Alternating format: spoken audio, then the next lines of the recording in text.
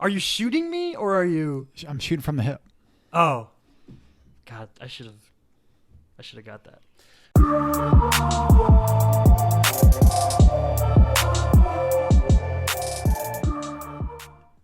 We in.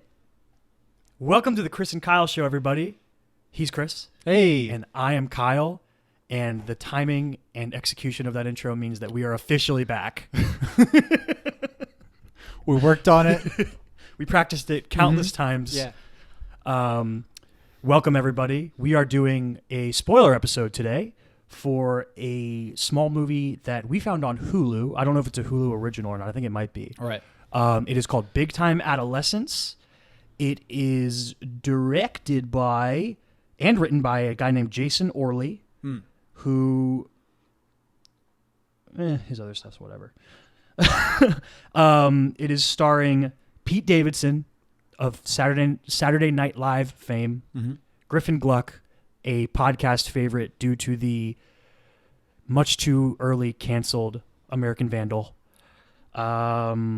First season. He wasn't in the second season, right? Was he in the second Yeah, season? he's in the second season. Yeah. Oh, that's right, because it was the same crew. He's the best friend guy. Yeah. Yeah. Machine Gun Kelly with a great turnout. Really killer in this movie. Thomas Barbuska's the other kid, the douche kid. He plays a douche kid in like everything he's in. He's on the show The Goldbergs, or maybe he's in the spinoff. I forget. Have you seen MGK in other movies? He was in Bird Box. Did we do Bird Box for We this did a Bird episode? Box For this podcast? episode, yeah. It was so big that we had to do it. Bird Box. It's been a while. It's been a while. Thoroughly average movie. We've been doing this for so long that we're like starting to get into territory where I'm going to start forgetting the That's episodes okay. that we did. I forget what I say on this podcast the second we stop recording. John Cryer, maybe another person that people would know that's in this movie as the dad. This movie is about a suburban teenager comes of age, Griffin Gluck, under the destructive guidance of his best friend, Pete Davidson, an aimless college dropout, and his sister's ex-boyfriend. So, let's talk about the movie. Did you enjoy the movie? Yes. I did too. Yeah. I really enjoyed it. I thought it was really funny. Yeah, I just think it's a solid watch. I think that it, like, even for like a smaller movie that you would find on Hulu, it kind of surprised me. There was like multiple times where I was just like, this is not how I expected things to go, even though you sort of understand like where the plot of the movie is going. Yeah. When you read the synopsis, you know you're going to get to a point where Griffin Gluck's dad is like, leave my kid alone, Pete Davidson. Right. You know that's coming. Yeah. It's just a matter of the way we get there. And a lot of the humor along the way is really good. Machine Gun Kelly, like we said, super funny in this movie. Yes. As Pete Davidson's roommate? Or is he just there all the time? Yeah. I don't really know. Like a pseudo roommate. Yeah, kind of. There's two reasons that I watched this movie and I looked at you and I was like, we should do an episode on this movie. And it's two-pronged, and both surround Pete Davidson. Okay. Do you think Pete Davidson can do it? That's the main question. Can he do it? Can he make the transition? Can he make the leap from Saturday Night Live to like motion pretty picture? widely derided Saturday Night Live cast member? People hate him a lot. Yeah? A lot of people hate him a lot. And Like, I get why. People outside of Saturday Night Live or people like fans. Okay, fans. I don't know how people in the show. I've seen like rumor report things that are like, you know, he just like won't show up to work because he's fucking, you know, he has publicly talked about, and a lot of his stand-up especially, his mental health problems and stuff like that. And it's been pretty public. But he's pretty derided in terms of like people, fans, audience members that just hate him. I think Pete Davidson's really funny. I get why people would hate him. I understand the vibe he gives off. Why people would not like it. Why do you think that is? I just think, honestly, I think it's a real, like, he seems like the dude you went to high school with that you knew was going to be a failure in life, but for some reason he made it. Right. You know what I mean? And he knows that about himself. Like, he embraces it. Yeah. That's what's extra funny to me about it. I think that there's probably like also I think a lot of people are like, how the fuck did he date Ariana Grande? Fuck that guy. Well, not just like him dating Ariana Grande, but like the fallout of like, I just think that he is collateral damage from like the Ariana Grande thing. Yeah. And I don't even like. Was there anything bad that came out? Like I'm not super tuned into Ariana Grande's life. So like, I know he has a pretty funny bit in his new stand-up special, where he talks about how after she broke up with him, she basically was like, but like, you know, his dick's pretty big. Yeah. And he was like, this was like a low-key saboteur move by Ariana Grande, because the truth is it's thoroughly average, and now anyone who ever sees it is going to be disappointed. Nice. So as far as Fallout, that's 40 all I chest. know. 40 chest. Mm-hmm. Yep. Seems like a compliment, but it's not. But yeah, I think a lot of the public stuff makes him more quote unquote hateable. Right. But this is like 2 movies now that I've seen him in that I think he's good and funny. Uh-huh. He's really good in this movie. Right. He's basically playing himself though. Yes. He's not really playing himself in Set It Up. Right. With Zoe Deutsch and Glenn Powell, where he plays Glenn Powell's roommate, the gay teacher. Yes. He's also funny in that movie, in it a lot less. Mm-hmm. More of like a one-note character. Right. But he does have that great moment where he throws food or a drink, maybe it's a coffee, at Glenn Powell's boss. I forget the guy's name. I don't even remember. Is it Morris Chestnut?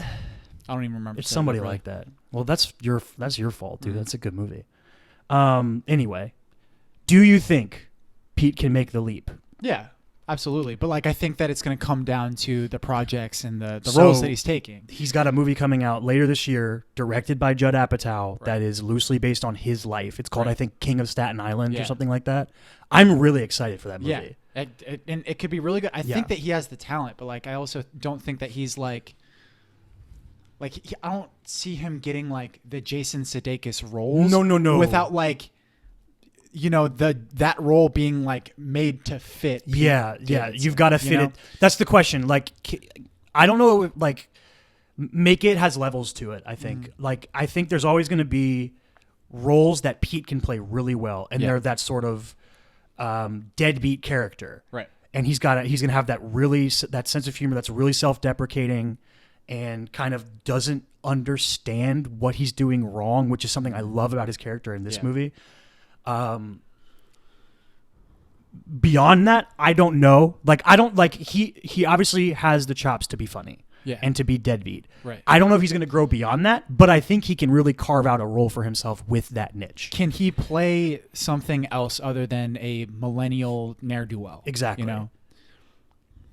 We'll see. Yeah, I guess we'll see. One of the things I'm really looking forward to from the Staten Island movie is, are we going to tap into a more emotional part of who Pete Davidson is? Right. Are they going to really peel some layers off of the character? Yeah. So like, I think that's one thing that was really well done about this movie. Like, every emotional moment wasn't really like, it was kind of like deromanticized in a way. Mm-hmm. You know, like there's always some kind of force that's counteracting that melodrama throughout this entire movie. Like, even like the like when the main character, when Griffin Gluck, is that his name? Yeah.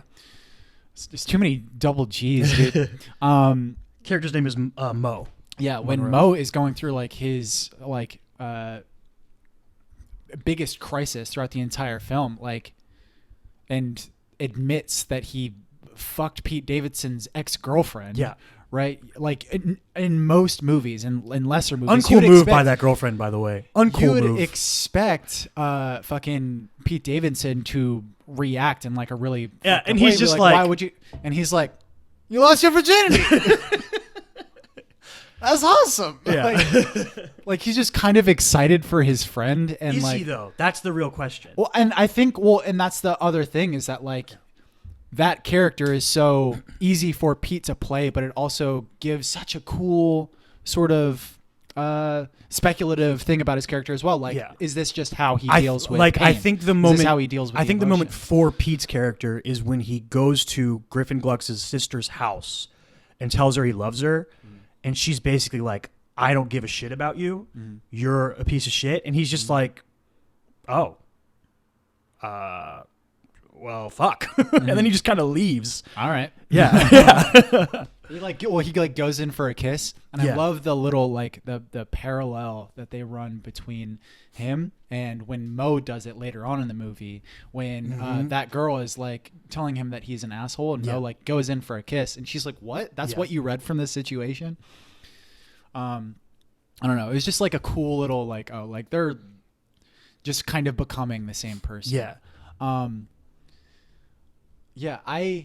And there was just a lot of examples of that, and like just a lot of, I just thought like really high quality filmmaking, really like interesting creative choices that I wouldn't have expected in a smaller movie. Like, and I noticed it when you were watching it initially, because that first fucking hard cut that you get in the beginning of the movie, when they're at the carnival, and it's Pete Davidson, Griffin Gluck's character. Well, it's not Griffin Gluck yet, though. It's Mo as a kid. Right. Yeah. Right.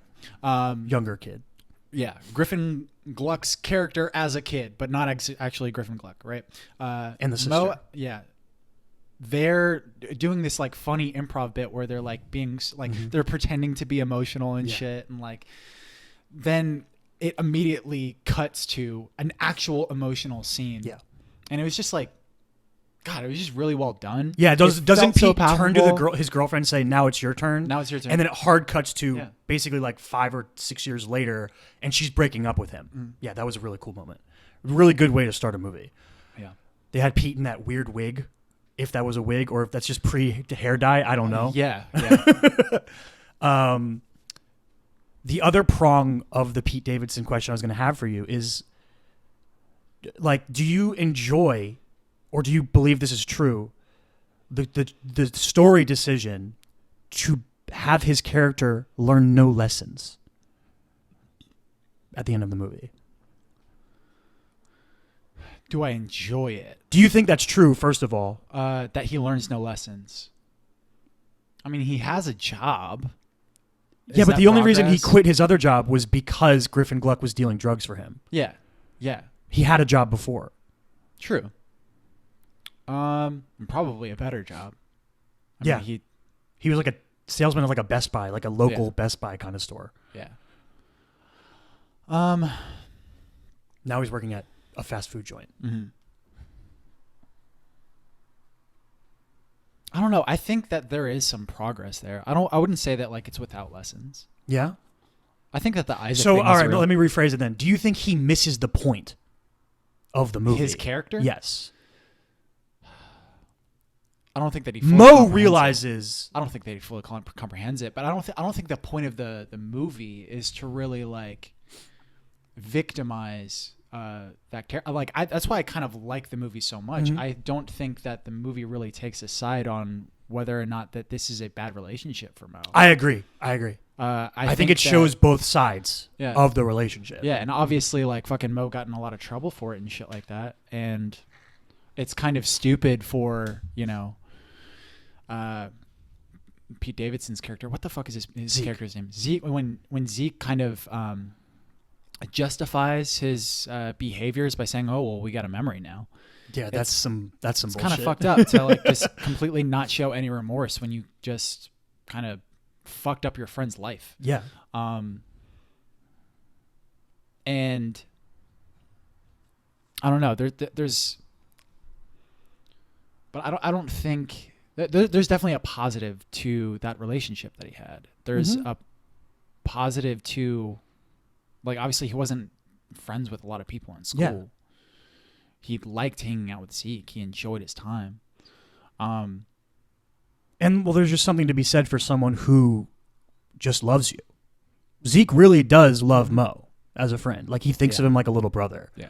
I mean, he pulled him out of the pool in like the climactic scene and runs away from the cops with him on his shoulders. Right. When he could have gotten in trouble. All that did was delay the inevitable. Right. But it was a moment of self-sacrifice and care. When Zeke had already said that, like, he didn't want to put himself in that kind of situation because he could actually get in trouble. Yeah. But yeah, I don't think that it really straddles the line either way. I think that's a good point. It does shed light on both sides of what that relationship is, how there's good and bad to it. That's interesting. I think this movie was like Moe's parents away from being like really great. I think John Cryer and the mom is basically like non-existent. Yeah. She's just the most Not generic mom that you can have in a movie. Uh-huh. I feel like if those two characters were like one more level up, I would have really Okay. loved the movie. I don't think that they focused on the mom They very didn't. much. Actually really like the casting of John Cryer. You like John Cryer? Oh yeah. I don't think it was John Cryer I didn't like. I just wish that he just had a little bit of something extra, a little spice. I don't know what. Maybe it was just one more scene. Or just like one more degree of three-dimensionality. Exactly. He's know? I'm an all-American dad, and that's basically he I have these degrees. Does he wants Zeke have to go. degrees? He wants to go to the batting cages with his kid. Yeah. He's well educated. Yeah. He wants to have family dinner. It's very it's Yeah. generic. Yeah. It's not bad. And there's like specific moments that he has with Zeke, like when he fucking punches Zeke out. That's a great right? scene. And he's over him, and he's like the drinking and the fucking smoking and stuff. He's like, I'm his father. Like, was I supposed to do that with him? Like that. But like he's like it's a moment. genuinely- It's a crisis of conscience. He doesn't know what he's doing wrong. Yeah. Yeah. And like even if you like kept those same exact same exact dialogue, those same lines, with a little bit more three-dimensionality, if you saw that beforehand and you saw that same conflict that his dad was dealing with, like, I don't know, I think it would have definitely brought it up more. But I absolutely liked the casting. I like John Cryer. John Cryer's good. We're in full Lex Luthor. John Cryer. He's bald because he's Lex Luthor on Supergirl. Right. But like not only like the fact that John Cryer is good, but the fact of like who John Cryer is. He's one of the two men from 2.5 Men. Yeah, but, and he like is very much, he kind of plays that character a lot. I've never even seen him on Supergirl. It's weird. It's weird. His Lex is Yeah. It's whatever. Yeah. I haven't seen all of Supergirl, but I've seen all of the newest season. Yeah, he definitely doesn't normally play that character. No, definitely not. You know, he definitely doesn't play the Lex Luthor character. He plays like the 2.5 Men. Like, I'm the straight-laced goober. Yeah. The goober. And the dad is kind of a goober. Yeah. He is kind of that, yeah. They do give him a little... That scene is really good when he confronts Pete. Mm-hmm. Yeah. But yeah, I think just if we could have notched the parents up by 1 or 2 levels... Because they fill that role that I talk about a lot on these types of movies of like the teacher, the John Bernthal in Me, Earl and the Dying Girl, the Woody Harrelson in Edge of 17, where when those characters just really come through in their moments, it really makes the movie better.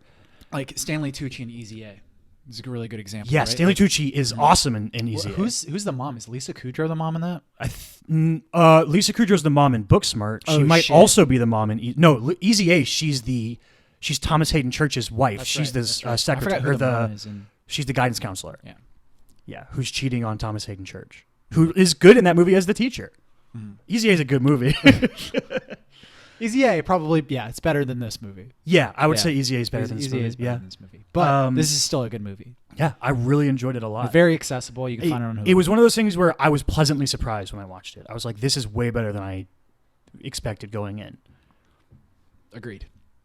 MGK, dude. Got a future. Yeah. He's got a future, man. Yeah. Comedy sidekick. He's got chops. He's got chops, man. He's coming out with a punk album now. The scene when he learns that when Griffin Gluck is like telling him he's 16 because he brings his high school girlfriend over and he doesn't like believe it. He's like, bro, she's 16. I'm 16. Right. Exact. Wait, what? That seems so funny.